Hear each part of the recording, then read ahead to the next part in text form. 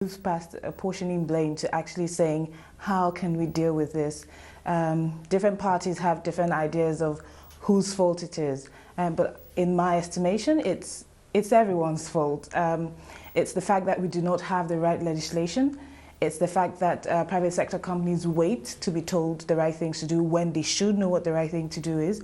It's the fact that the masses just take it lying low. It's also the fact that several host communities have this sense of entitlement, or should I say, do not have the right leaders who speak for the community. So really, we've moved past whose fault. It's how can we collectively work towards solving the problem. And certainly your company works in that area. Yes. How do we fix the problem then going forward? I mean, like you're saying, maybe not the private sector the private sector isn't entirely to blame. Also, we have government who should be giving stiffer fines. So what do you think is the way forward? Well, the way forward is for the parties to do the right thing. Like I said, we have us, CSR-In-Action. We would obviously advise on that sort of thing. We try to run seminars. Other people try to do the same thing. There are advocacy groups who try to influence policy, because policy is key. As a government, as a people, we need to be guided. And so obviously the right legislation will keep you. And then aside from having policies, they also need to be implemented right. And then in my mind, I think that there needs to be some sort of value reorientation amongst the general populace. Everyone needs to have the right mindset towards what we should really want, rather than just, adopting the individual grab mentality. So it's about working together. Everyone knows what the right thing to do is. So let's just get on it, really. Now, I mean, looking back at some of the issues we've had, there was an issue with Shell, oil rig fires. We have oil spills regularly here in Nigeria. What is your take when we talk about extractive industries in Nigeria?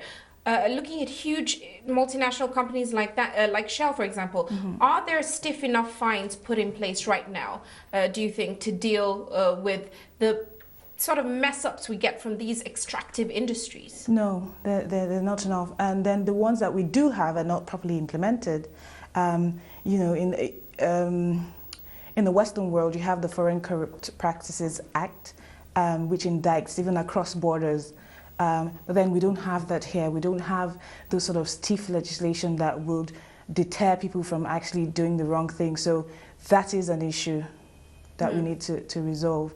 Now, your company also focuses on sort of encouraging best practices. And I know you're holding an event in Lagos today where you're having stakeholders come together. Give us, an idea. You just talked about the act that has been put in place. Give us an idea of what are some of the best practices that we can adopt in Nigeria to sort of rein in the messes that come from these extractive industries in Nigeria. Right. I am the Nigerian Extractive Industries Transparency Initiative is a key player in this.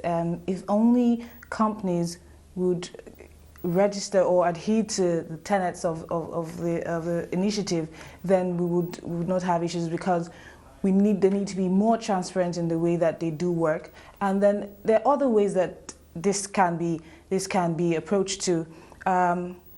Through this, we have this book, which we we first had it pre-launched last year during the Nigerian Economic Summit. And in here you have a report. It's called the Collective Social Investment Report, Nigeria 2012. And in here you would actually find information about what other companies are doing, so that you can learn best practices. What are they doing in terms of workplace? How are they treating their staff? Are there appropriate health and safety measures in place? What are they doing with the environment? Are they trying to reduce the negative impact on the environment? And if they can't, have negative impact, what are they doing to clean up the mess? What are they doing with the society? Are they partnering to ensure that there's collective growth in the society? So these are some of the things that extractive industries or whatever industry needs to do to ensure that they are adhering to best practice the world over.